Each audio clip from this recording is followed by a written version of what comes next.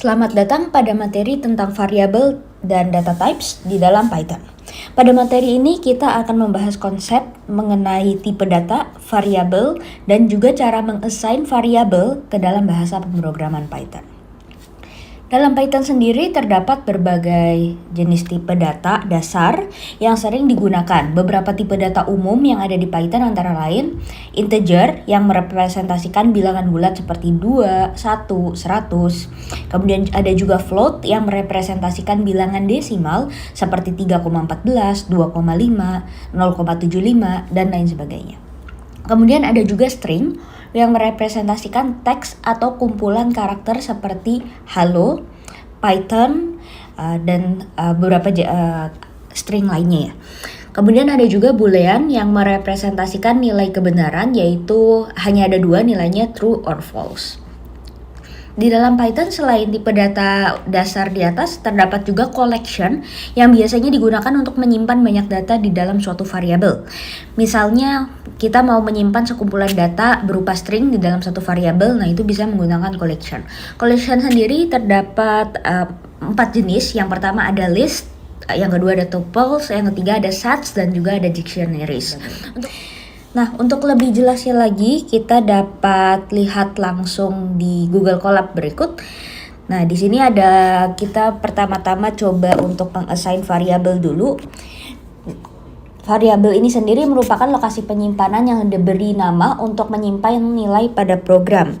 Contohnya sebagai berikut, misalkan kita ingin punya variabel umur yang bernilai 25, variabel nama yang bernilai John Doe, tinggi yang bernilai 175,2, ini tipenya float, dan yang terakhir adalah yang nilainya boolean, yaitu misalkan is member sama dengan true. Nah, kalau misalkan kita running ini, kita coba run dulu. Kita bisa mengakses variabel yang tadi sudah kita deklarasikan dengan menggunakan pitah print seperti ini. Jadi ketika kita print umur, kita sudah bisa mendapatkan nilainya. Tetapi kalau variabel belum pernah kita deklarasikan sebelumnya, misalkan kita di sini bikin umur R-nya huruf besar gitu ya. Ini kan belum pernah dideklarasikan sebelumnya, sehingga akan memunculkan error. Di sini case sensitive, jadi huruf besar dan huruf kecil itu memang berbeda. Kemudian untuk di Google Colab sendiri, ini salah satu fiturnya kita bisa tanpa menggunakan print, kita langsung kayak gini aja. Ini juga bisa langsung mendapatkan nilainya. Atau mungkin langsung nama ini juga bisa. Tapi ini tidak bisa dilakukan kalau misalkan setelahnya kita ada perintah print atau mungkin logic kode lainnya gitu ya, nggak harus print.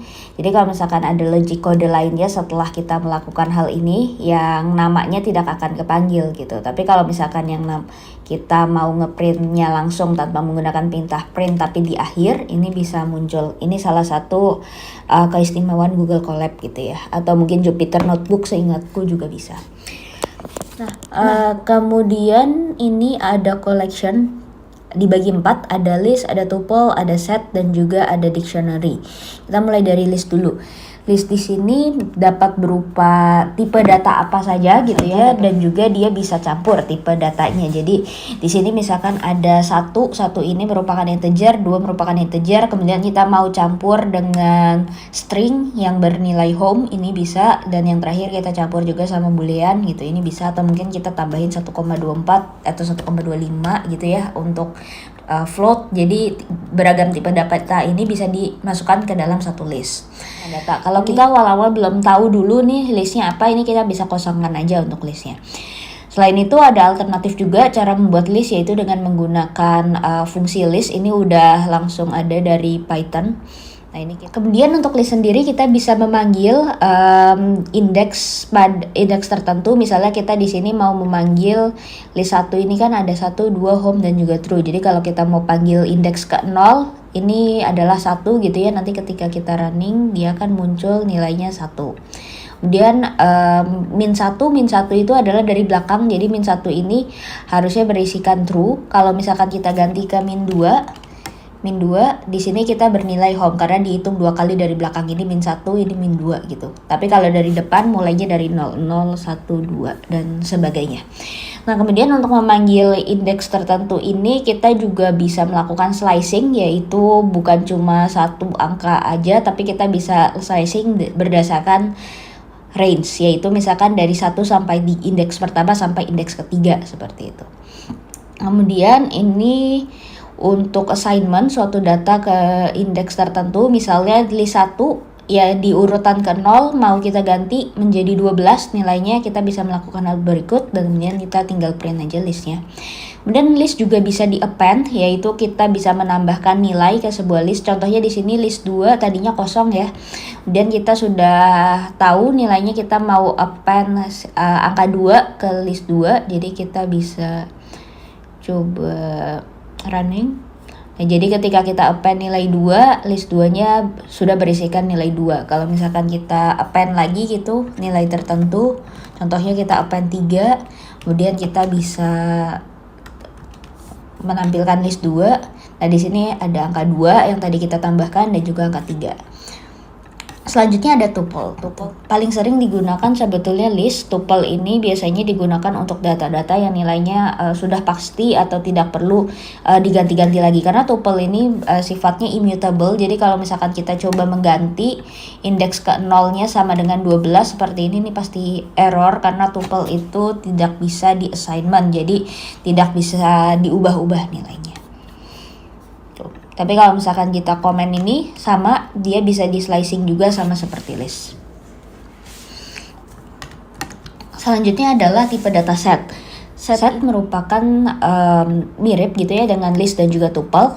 Bisa berbagai tipe data juga. Kemudian untuk pembuatan set, alternatifnya antara kita pakai kurung kurawal seperti ini atau kita bisa masukkan ke fungsi set. Kemudian di dalamnya kita bisa masukkan list atau mungkin tuple gitu ya, list atau tuple. Misalkan di sini menggunakan list, ini list diubah menjadi set. Dan kalau kayak tadi berarti pakai kurung ini kita mengubah tuple menjadi set. Kalau untuk set ini sifatnya unordered sehingga tidak memiliki indeks untuk setiap elemen di dalamnya. Jadi kalau misalkan kita running ini akan error karena set ini tidak bisa di indexing, jadi kita nggak bisa mengakses indeksnya. Kemudian set ini sifatnya adalah dia tidak bisa berulang atau memiliki nilai yang sama. Jadi kalau misalkan kita coba assign nilai set 1, 1, 3 dan lain sebagainya, ketika kita tulis set 1, dia otomatis menghilangkan satu yang kedua karena dianggap sudah ada sebelumnya. Seperti itu. Terakhir ada dictionary. Dictionary ini ada key dan juga value-nya. Sehingga kalau misalkan kita ingin meng-assign ada key 1, value 1, key 2, value 2, kurang lebih seperti ini. Misalkan key 1-nya nama, value-nya adalah John Doe. Kemudian key 2 adalah umur. Kita bisa assign umur, tidak harus string juga, kita bisa menggunakan integer juga. 30 misalnya. Untuk perubahan tipe data lain ke dictionary bisa menggunakan fungsi dictionary sebagai berikut, dan kalau kita coba run kita bisa mendapatkan pembuatan variabel yang tipe datanya dictionary. Kemudian untuk dictionary ini terdapat beberapa fungsi-fungsi bawaan lainnya yang bisa memudahkan. Contohnya adalah .keys untuk ngeprint semua keys dan juga .values untuk ngeprint semua values. Contohnya kalau kita running ini dictionary 1.keys, maka kita akan mendapatkan nama dan umur karena di sini kita tambahin nama dan umur. Untuk value-nya kita tambahin John Doe dan 30 gitu ya, ini yang merupakan value-nya. Kemudian di sini kita bisa juga tambahin sebuah nilai yang belum ada sebelumnya ataupun yang sudah ada sebelumnya. Misalkan sebelumnya ini belum ada key 1 ya. Kita mau tambahin key 1. Key 1 kita bisa tambahin value-nya misalkan replace 1. Nah, nanti ketika kita print lagi dictionary-nya dia akan nambahin 1. Kalau misalkan kita ingin mengubah yang sudah ada sebelumnya ini juga bisa. Misalkan kita ingin mengubah ini namanya agak typo. Misalkan kita mau ubah namanya jadi yang benar John Doe, dan kita bisa print lagi dictionary satunya. Nah, berikut namanya juga sudah berubah. Jadi bisa menambahkan variabel yang belum ada sebelumnya ataupun mengganti variabel key yang sudah ada.